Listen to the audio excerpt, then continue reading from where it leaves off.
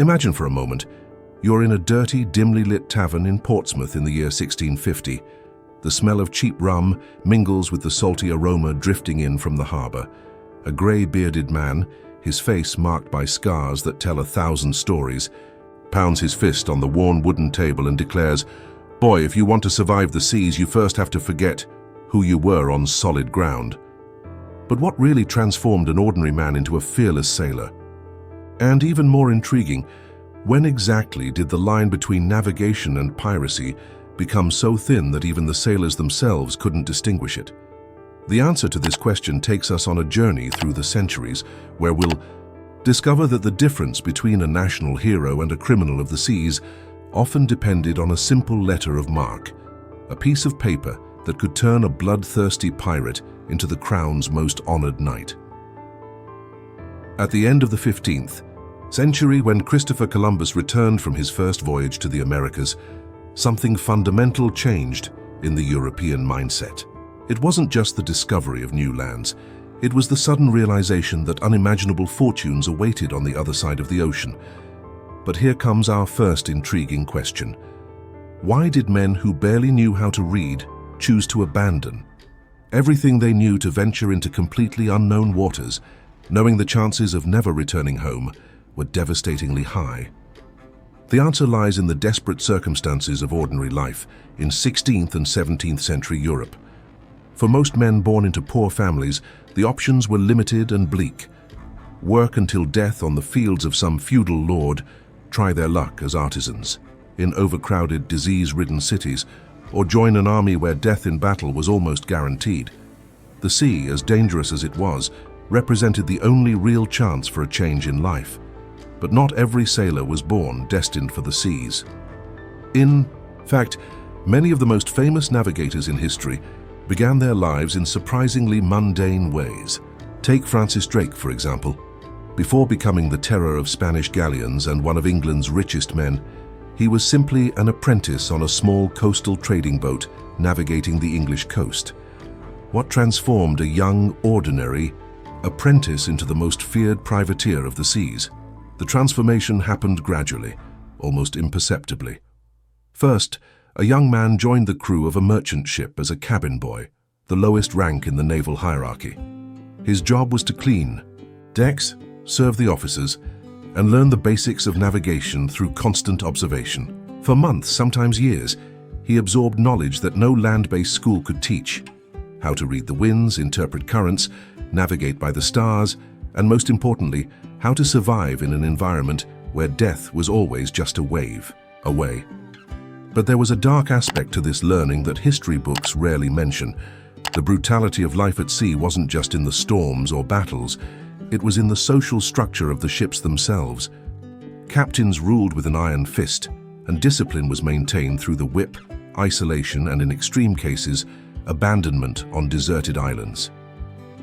A young sailor who survived this brutal schooling emerged as a completely different man, hardened, pragmatic, and with a visceral understanding that at sea only the smartest and most ruthless thrived. Here is where our story takes a fascinating turn, because there was a very thin line between legitimate navigation and piracy, and that line was often determined not by morality, but by international politics.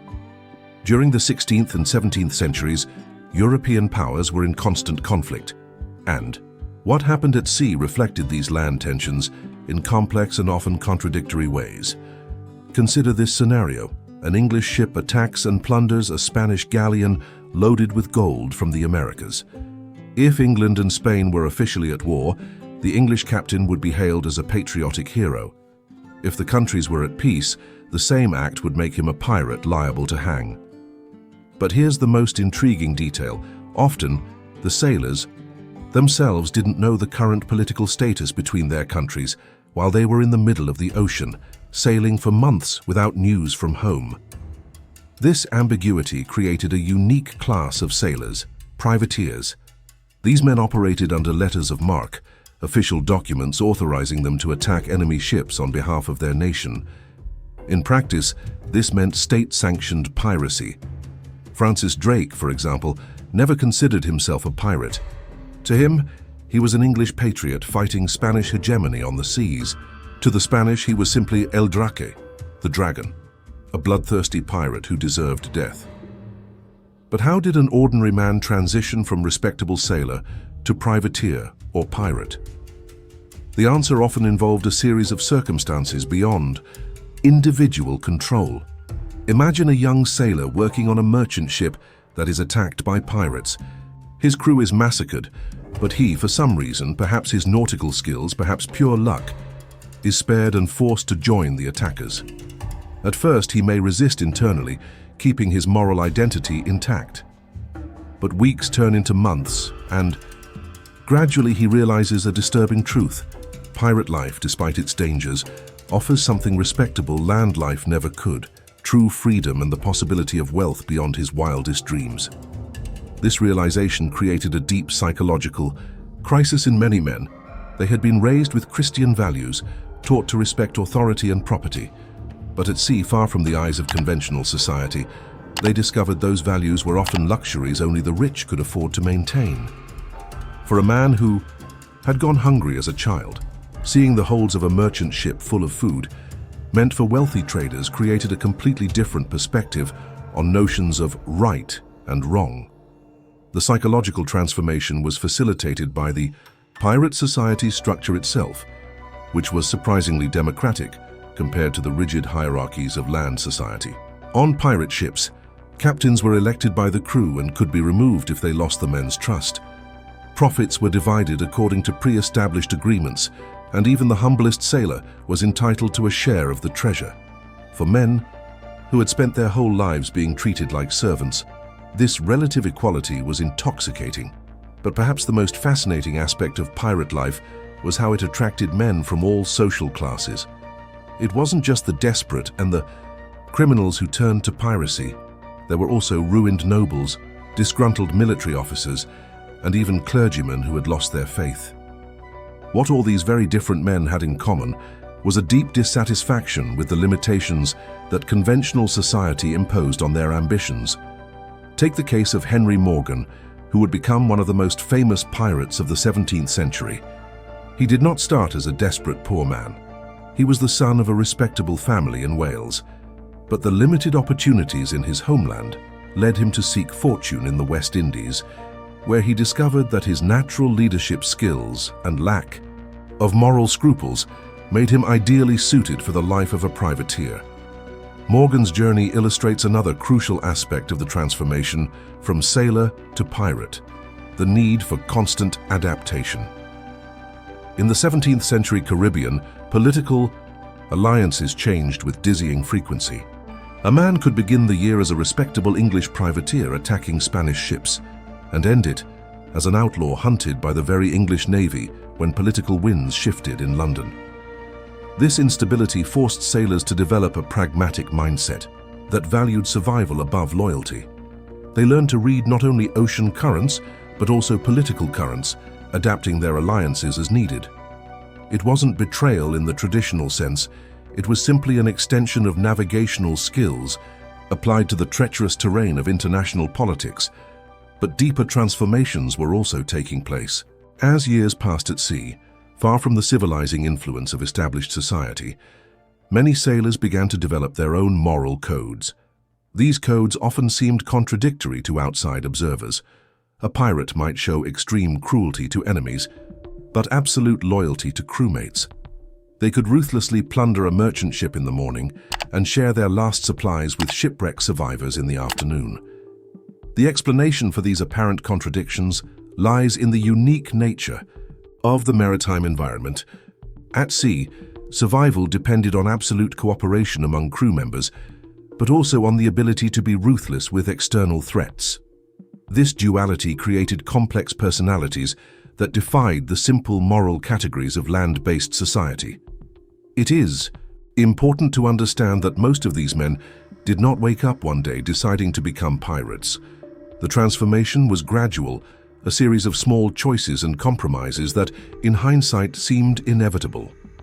A young sailor might start simply by ignoring questionable orders from a corrupt captain. Later, he might passively participate in an unofficial attack on a rival ship. Eventually, he found himself actively planning raids and taking leadership roles in increasingly daring ventures. What makes this progression particularly interesting is how it mirrored the processes of any professional career, except that promotions were measured in captured ships and plundered treasure instead of salary raises and corporate titles. A successful pirate developed the same skills as any entrepreneur: leadership, strategic planning, risk management, and the ability to motivate subordinates in difficult situations. The crucial difference was the operational environment. While a land-based merchant operated within established legal frameworks, a pirate sailed waters where the only law was the one he could enforce by force. This freedom was simultaneously exhilarating and terrifying, attracting men who felt suffocated by social conventions, but destroying those who could not cope with the absence of external support structures. There was also a fascinating international dimension to pirate formation. The seas of the 16th and 17th centuries were true multicultural melting pots, where English sailors worked alongside renegade Frenchmen, freed African slaves, displaced Native Americans, and even Japanese samurai who had arrived in the New World. Via complex trade routes, this cultural mix created crews with unique knowledge and skills, but also with frequently incompatible moral codes. A young sailor exposed to this cultural diversity often found that his childhood moral certainties were far more fragile than he had imagined. When working alongside a former slave who had won freedom through piracy, or a French noble who had lost everything in court intrigues, the simple distinctions between right and wrong began to seem irrelevant. This moral relativism was intensified by the physical conditions of life at sea. Imagine spending months confined in a space smaller than a modern house with 50 or more men, no privacy, spoiled food and rationed water. Under such conditions, philosophical concerns about morality quickly gave way to more immediate worries about survival and sanity. It is in this context that we must understand the appeal of piracy to so many men of the time. It was not simply greed or a thirst for adventure. It was a rational response to the brutal limitations of conventional life. For a man without formal education or family connections, piracy offered the only realistic route to a life of relative prosperity and freedom. But perhaps the most surprising aspect of the transformation from sailor to pirate was how it often began with the best intentions. Many of the most famous pirates in history started their maritime careers as genuine patriots, determined to serve their countries and defend their national values. Francis Drake, for example, saw his privateering as a religious crusade against Catholic Spain. The irony is that the very success of these men as privateers often led them into piracy. As their skills and reputations grew, they attracted followers who were less interested in patriotism than in profit. Gradually, the original motivations were corroded by the practical realities of commanding increasingly diverse and opportunistic crews. This process of ideological corrosion was facilitated by the isolated nature of maritime life. Far from the social controls of the mainland, deprived of regular news from home, sailors developed their own interpretations of world events. A privateer might continue attacking Spanish ships months after a truce had been signed between England and Spain, simply because he had not received news of the change in diplomatic relations. In some cases, this ignorance was genuine. In others, it was convenient. An experienced captain soon learned that certain news was better ignored, especially when the crew was eager for action and profit. The line between genuine ignorance and intentional denial of reality became increasingly thin. There was also an economic dimension that could not be ignored. The investment required to outfit and maintain a private warship was enormous, and investors, whether private merchants or the Crown itself, expected substantial returns. This economic pressure often forced privateer captains to operate increasingly close to the line of piracy, attacking progressively more questionable targets to keep their operations profitable. Thus, men who had started as respectable sailors gradually found themselves transformed into something completely different. It was not a sudden change, but a gradual erosion of their original identities, replaced by new values forged in the brutal realities of maritime life. By the end of this process, Many barely remembered who they had been before the sea claimed their souls. The transformation was complete when a man finally recognized that he had crossed a line of no return. Perhaps it was the moment he attacked a ship of his own nationality, or when he coldly executed defenseless prisoners, or simply when he realized he could no longer imagine a life on dry land.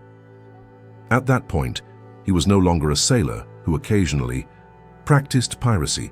He was a pirate who occasionally remembered he had been a sailor, and so through a combination of economic circumstances, social pressures, geographic isolation, and personal choices, ordinary men became the legendary figures who still capture our imagination today.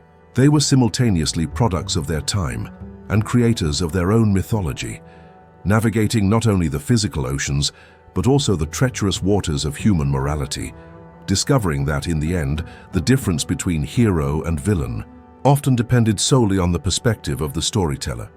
This is the true story of how men became sailors and pirates, not through dramatic choices or moments of revelation, but through the slow alchemy of necessity, opportunity, and the infinite capacity of the human spirit to adapt to the most extreme circumstances. In the vast theater of the oceans, each man was simultaneously actor and audience of his own transformation, sailing toward destinies even he could not foresee,